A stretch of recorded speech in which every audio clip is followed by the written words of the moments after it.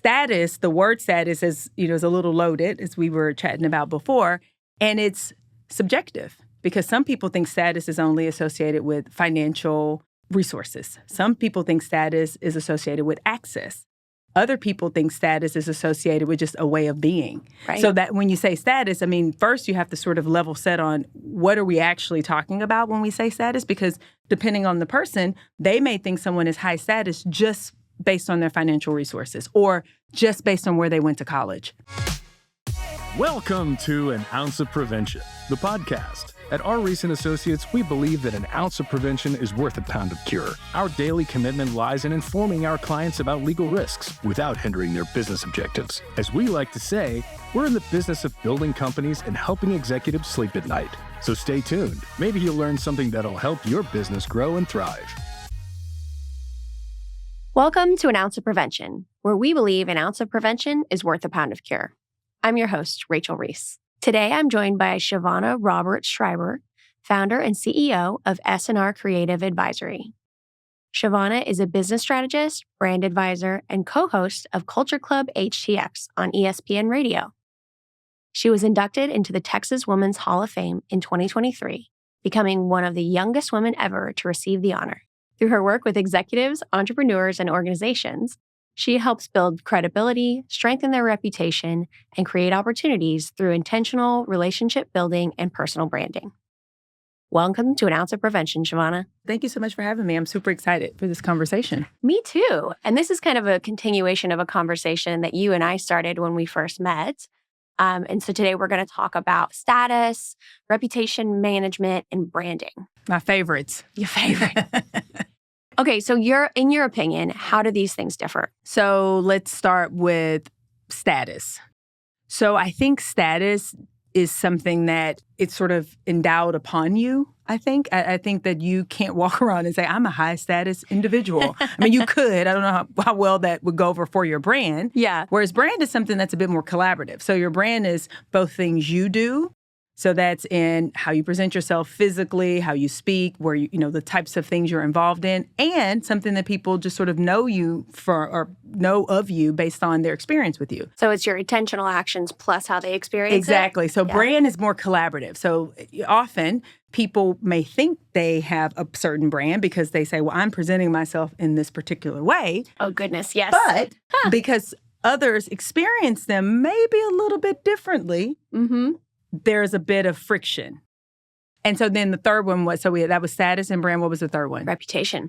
Reputation. So I think reputation is all external to you. So now I think we each have a responsibility to manage and sort of shepherd our reputation. Or at least try to.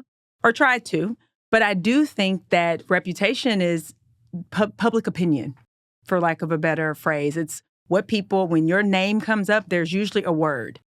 And there's like one word or maybe two words, right? Immediately, like someone says Shavonnah, and then there's something that they think. So it's interesting because I actually did a survey 100 years ago because I'm actually pretty old. And I asked 10 people from my personal life, my professional life, and I was at the time doing lots and lots of community work. 3 adjectives to describe me. And I asked them independently, all BCC'd, blind carbon copied. And then I received all the results and I synthesized them because my point was I wanted to make sure in every domain that I showed up that I was consistent. And so that was one way to test. It's like, okay, let's just see. And that was the only question. If you had 3 adjectives to describe me, what would you say? What were the 3 adjectives on average? Yeah, tenacious, bold, direct. I love that for you. That's very on brand for me, too. Yeah, very on brand. 20 years later, that still pretty much applies. But that's the thing about reputation. I think, to your point, people try to manage it. But the truth is, if you're being authentic, it is who you are. And people will say, when they think of you, they think of these things. And so you can try to manage it. But I think the people who manage it the best are people who are just authentically themselves. Right. Period. And maybe that's where the friction comes in with branding is people are trying to push, what they think they're going to be perceived as, and their reputation is pushing back against it. Even further, yes. And I would take that a step further. I think people push what they think people want. Instead of what they authentically are. Correct. What they think people want, what's in vogue at the moment. So I remember say 15 years ago when it was like cool to be an entrepreneur, right? Like that. I remember there was a specific time when it was like everybody was an entrepreneur. And I'm like, where do all these entrepreneurs come from? Like, who's going to work at these places if everyone owns the business? So solopreneurs is what they are. Right. But it was just in vogue. It was like that was it. And so a lot of people wanted to position themselves as entrepreneurs and let that be their reputation because it was cool. It seemed cool. It was right around the time I think Tim Ferriss did the 4-Hour Work Week. And that was a thing. So that's an example of it's in vogue. And so therefore people want something to be their reputation that might not actually be authentically them. Mm-hmm. No, I think that's a great example. And it's sort of like what people say about you when you're not in the room. Mm-hmm. And I even go further. And, not everyone is honest enough to admit this, but it's like I said, when your name is said, there's a word or a few words that people think of. And if you can get people to tell you what those are, and then if you can, internalize those and just lean into it. Like, I am direct. I could try to be less direct, but I should probably just be quiet, right? Because I'm direct. And so if I were constantly fighting with myself to not be direct, I would come across probably a little bit weird to people because I would be like, what's wrong with you? Correct. My face would be making all these, contortions. So yeah, that's an example. Okay, well, let's talk some more about status. So when you think about status, for me, it's, like we said, it's sort of on the other end of the spectrum. It's the things that you're doing. It's what you're earning. It's what, you've put so much work into. What do you think about that? I agree. I think that that's definitely part of it. And so I think when if we were to do an example, and if I said, name 2 high status people, don't do it right now because, we're being recorded. But if I were to say, think of 2 people that you would say these are high status individuals. What's interesting is that status, the word status is a little loaded, as we were chatting about before, and it's subjective because some people think status is only associated with financial resources. Some people think status is associated with access. Other people think status is associated with just a way of being. Right. So that when you say status, first you have to sort of level set on what are we actually talking about when we say status? Because depending on the person, they may think someone is high status just based on their financial resources or just based on where they went to college, for example. So it's completely subjective on completely how people subjective. feel. That's right. But there's also ways, even though it is subjective, to raise and lower your status. Oh, 100%. To earn and spend your status. Yes. So great example. And I just came across this example within the last 24 hours. There is a person that has an advanced degree. And someone made a comment about, this degree was in question, or like where they went to school was in question, or whatever. Their status was being questioned. Their professional status was brought to question. And someone said, based on how they present themselves physically, so the way they dressed, in their mind, that didn't match the status that they were saying that they were. So, for example, like this person was showing up and they were too casually dressed.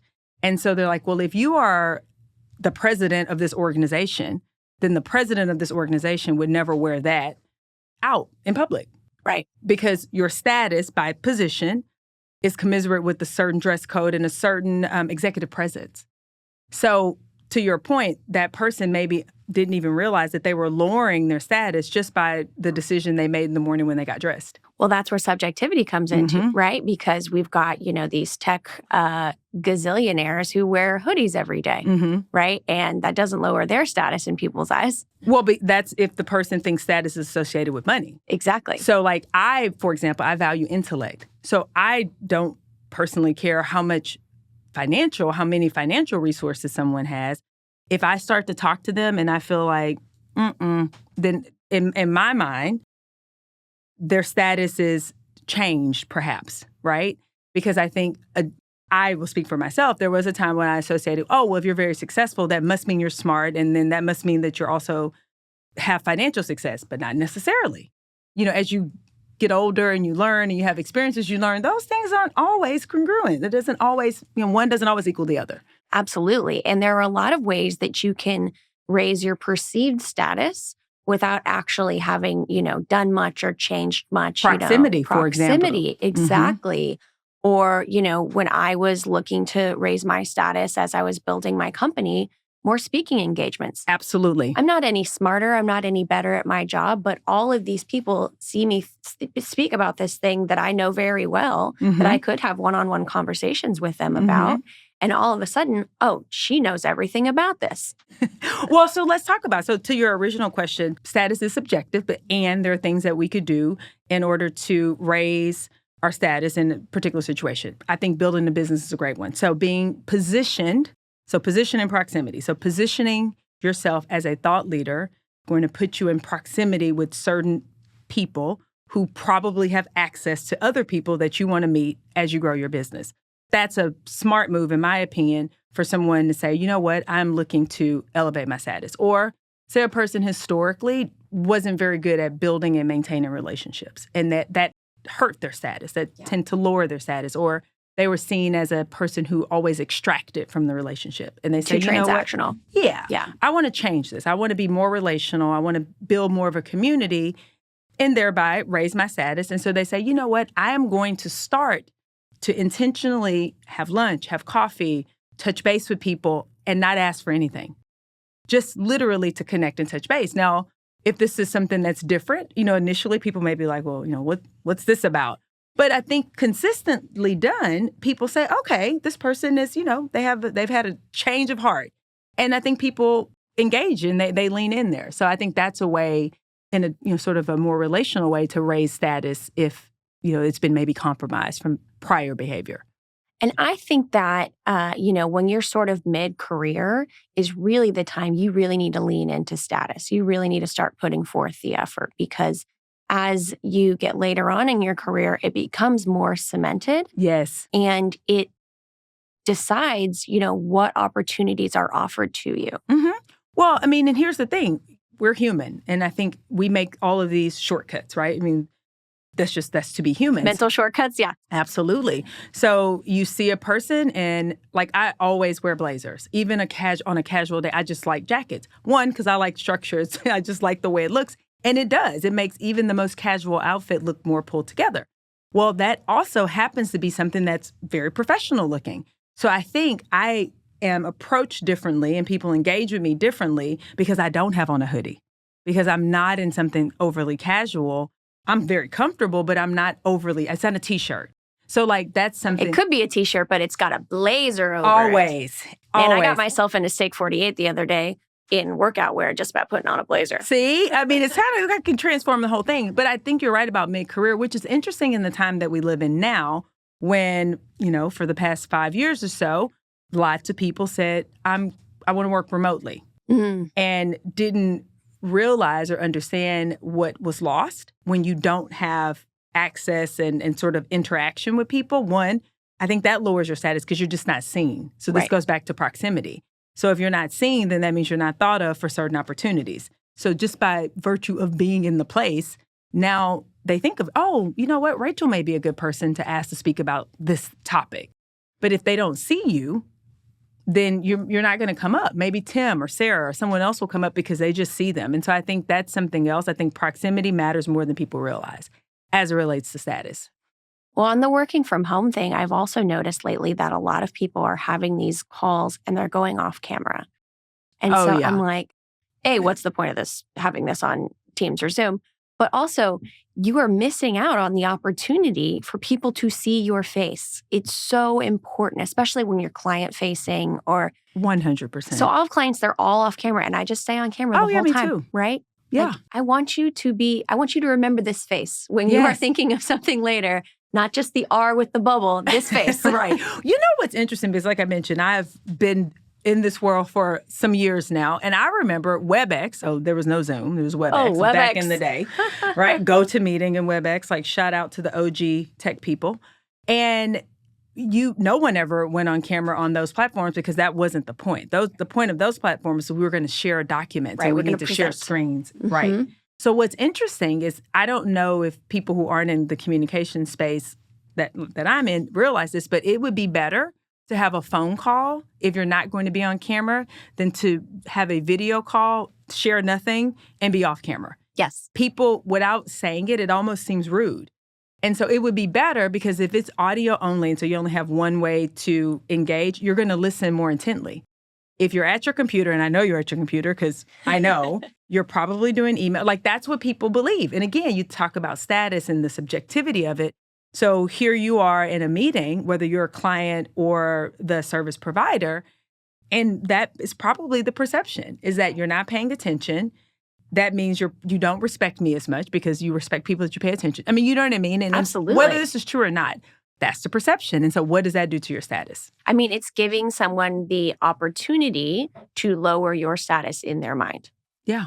And there's so many other ways to waste status, right? Yeah. I mean, we could probably talk the rest of the podcast about ways to waste status. The simplest things. So referrals, for example. I have lots of folks they'll come and ask me, hey, can you refer my business to your clients? And I'm like, I don't know you, friend. Like, you seem like a nice person, right? Yes. But like, let's actually get to know each other because you're asking me to spend my status for someone that I don't know for a service that I am not comfortable endorsing. Well, it's so interesting you say that because referrals are, still now in, 2026, at the time of this recording, people, we still transact and do business with people we know, like, and trust. Yes. No matter how much technology, we have to enable us to do, that business, that's just a fact. That's to be human. And I don't think people realize that it definitely lowers the status of a person if you have one exchange or, it's especially just a first meeting. And then the next exchange is them asking you for something like... Or they ask you at that meeting. Oh, well, that's, yeah. Yeah, that's even like, you're like, what? That should be a coachable moment. Like, listen, friend, let's talk about this. Yeah. But yeah, it's just interesting because I don't think people understand that, and I get it. Like, they may just be in business development mode, but, that's something we haven't talked about. But status, there's a bit of finesse and brand and reputation management. Like, you have to be able to read the signals, which is why it's important to be face to face or on cameras on. Yes. You need to be able to read the signals because we, as humans, we have these subtle cues that we give when something is like, okay, proceed, or like, not okay. And if you can't read those signals, then you misstep, which lowers your status. Yes. And I like the term finesse because it's almost like a dark art, right? I'd say lost art, but dark, okay, we can go with that. But it is. I mean, it's a word people don't say a lot, but it's a thing still. Yeah, you really have to be paying attention to the people around you and how they're reacting to you. And I know so many people that just don't pay attention. And so you're in that meeting and you're watching them and you're just like, man, they are not picking up what you are putting down. And this is not going well. Right. At some point, I'm going to have to jump in and help. But like, this is just crashing and burning. Yes. But you know what? I think that part of what we're talking about today and how we even met, right? So when we initially met. You mean when you hit me? Oh, did I hit you? That's right. So Shavonnah, for everyone who doesn't know, is a big gesturer if you're not watching on this. And she elbowed me in the back of the head. It was very gentle. Everybody relax. It was very, very gentle. Well, it was fine because we talked then for 30 minutes afterwards. So exactly. It was very gentle. We had the best time. It was a meet cute. Yeah, it was very gentle. But, for example, the way we met and someone that we were also speaking to followed up with me and said that they just appreciated that I was just paying attention and, like, engaged in the conversation and not scanning the horizon. Yeah, not looking past. Right. And so, like, even that. Like, say, for example, you show up at a meeting or at a networking event, a happy hour. And you're there because you're in business development mode and you want to meet Sarah Smith because Sarah Smith is the person that you believe can help you catapult. That's who you're coming to meet. You know she's going to be there. But you happen to run into Tim Johnson. And Tim's chatty, and so you start having a conversation with Tim. And if you engage, first of all, Tim could be Sarah's husband. You don't know. Tim could be Sarah's best friend. You don't know. But if instead of engaging with Tim, and I'm not saying be trapped by some person for, 45 minutes, but which happens. It happens, but that's also a finesse. Exit strategy. Ending the conversation in the most gracious way.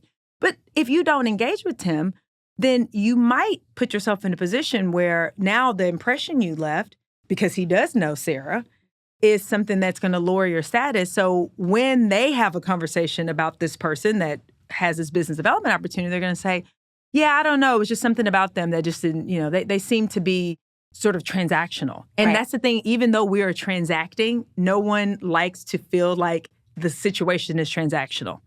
Even at like the most transactional place, like a Jiffy Lube.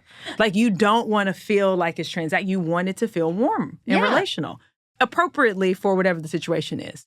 Yeah. And sometimes when that happens to me, not when I'm like on the lookout for, somebody that I have to meet, but, you'll be in these situations where, you're crossing the room to talk to a friend who was like, hey, I'm about to leave. Yes. Or, you're waiting on somebody to walk in. Just be honest. Be like, hey, I am paying attention. I'll be right back. But you will see that I'm like keeping an eye on the door. Absolutely. It's not about you. Like I told this person I would meet them at the door. 100%. But let's keep talking. Absolutely. But that goes back to authenticity. And you talk about things that raise your status. So I think, first of all, if someone says that, you immediately feel connected because it's like, this is a normal human. They're not trying to be slick and, they're not trying to hide anything or even worse, be distracted. They're just telling me and who hasn't done that? Everyone's been in the situation where you're sort of waiting on something to be delivered or something to happen while you're doing this. And you just be honest. Just say it. So that's a great example. And I think something that people should just do. Like, it's okay. Yeah. So, yeah. I would say that authenticity kind of goes into the brand category, right? Absolutely. Well, because the thing is, we are who we are. This is who you are. Now, I will say, I don't think that that's a reason or an excuse to not improve and not refine yourself as you grow, as you learn, as you become wiser, more experienced. I definitely think there should be some refinement. But I think the core of our personalities are formed. I think the latest thing I heard was like when you're 14 or something, like, or 8. I mean, it's very young. Yeah. Like you are who you are. And then you should work with that, cultivate it, shape it, refine it, but you are who you are. And I think the more we accept that and lean into that, the more we come across in a very genuine way and people connect with that. Yeah. So even if you're saying something they don't necessarily agree with or like or into, the fact that they can tell you're just being yourself, I think people connect with that. Absolutely. It almost becomes your superpower. Yes. Especially in a world where everything is curated to the point of not being authentic. Yes. Yeah. Yeah. So which is why the example you gave, if you say, I am listening, but I'm having one eye over here because that's why that comes across, I think, so warmly because that's a real thing. But in this world, I'm sure there's some, don't listen to this podcast, but I'm sure there's some podcast somewhere that says, never tell a person that you're waiting on someone else. Don't believe that. That's crap. Right. We're people. And, we all have 24 hours in the day. We all come with, we have things we're looking to accomplish. And sometimes that bumps up against the thing that we're doing right now. But the more honest you are about what's happening, I think the more people just welcome that and really are very gracious, actually, about it. Yeah, I couldn't agree more. So let's talk about superpowers. I know the answer to this question because you've already told me, but tell everybody what your superpower is. What did I tell you? No, I don't know. What did I tell you my superpower was? Because I don't know that I listen well. You're a master translator. I am a master translator, but that's because I listen well. So my base superpower is listening. And because I listen well, I'm able to, and I synthesize pretty quickly. I'm the person who's translating what someone is thinking they're saying and communicating to the person who they are looking to communicate that thing with in a way that they can understand it. Because I think often people are talking, but they're doing this. Well, they're talking, but they're also thinking at the same time and they're not listening. Correct. So maybe even the base superpower is being an introvert. So we were talking about this. Yeah, because I think just naturally, if you're an introvert, you tend to listen more. I mean, that's just by definition. You tend to listen more than you speak. And because you listen, you learn things. You pick up on subtleties and cues, just as it were. And if you understand that those things are powerful and valuable, then it becomes the master translation that you can put into play. Listening, translating, introversion. Those might be the three things that I would use to describe you. In the email survey. Yeah. Okay, good. Okay, good. Yeah, that's good. Well, let's talk about board service. Yes. I feel like all three of those things come up a lot in board service. Yes, indeed. Yes, indeed. And I think the one that has been most helpful to me in my corporate board journey is listening. Because if you go into a boardroom and the executive team or someone from the executive team is presenting about a thing, or even another board director, and if instead of listening and understanding the whole finesse piece, if you just jump in and say, oh, well, I think you ought to do blah, blah, blah, because that's not what you're actually there to do. You're there to thought partner, to provide some governance support, but not to run someone else's organization. Right. And I think that's the switch that's hard for a lot of people to flip is you are there to support, not to take over. It's hard, especially if you are driven and you're used to getting things done. This is a different lane, and I think that's sometimes difficult. So the listening, for sure, translating 100%, just because, you're in a boardroom and lots of people are there with different experiences and different backgrounds and different personalities. It's interesting because the dynamic that can develop is one where some people feel like there's this competition of like, who's going to say the thing that's the light bulb moment and da-da-da. And really, at the end of the day, whether you're in a boardroom or on a playground or at a happy hour, people are just people. People want to be seen, heard, and respected. That's kind of it. Kind of when you boil it down and know that you are not projecting something on them, but you're actually listening and trying to understand and trying to partner and figure a thing out together. So sitting on the same side of the table, ultimately. Yeah. And if you can do that, which I think starts with listening, then I think you're successful. And that's in general, just in life. And so definitely in a boardroom when stakes are a lot higher. Yeah. And I feel like it's a great strategy for actually getting business done, right? I mean, these folks that are coming in to present to you, they spend a lot of time and energy getting this ready. And so if you're not listening to them, there's automatic friction. And that's not the purpose of a board, right? Right. Like you said, the purpose of the board is to help. Yes. And so, hey, guess what? They're not going to take any of your advice because they think you're a jerk. Yeah, no joke. Well, and I think when I think about boards, I think of, sort of the apex of leadership, right? So leadership is something I've been thinking about for decades and very important to me. And this notion I learned in graduate school of a servant leader. And I really think if you see whether you're running your own organization, you're volunteering in an organization, you're a board director, as yourself being of service to a thing, to a group of people, that changes your posture. And I think that automatically sort of lowers some of those defenses, if you will, because people can feel that. That goes back to being authentic. If you are genuinely in a place to be of service, not to help, that's different than being of service, but to be of service, I think that comes through. And people, even if you ask a question that, may push on a certain point or drill down a little bit deeper or, even a point of contention, if you're genuinely there to be of service, I think people understand and you're able to sort of navigate that together versus if you're there to say, I got you or make someone look bad. Right. Mm-hmm. And I feel like it's part of it is really understanding your role, right? So it's being of service in your role. Like you said, Yes. I'm not here to help you. I'm not here to do it for you, right? That's not my role. But I can be of service within the confines of this role and what I am actually here to do. Right. And think about yourself as you lead an organization.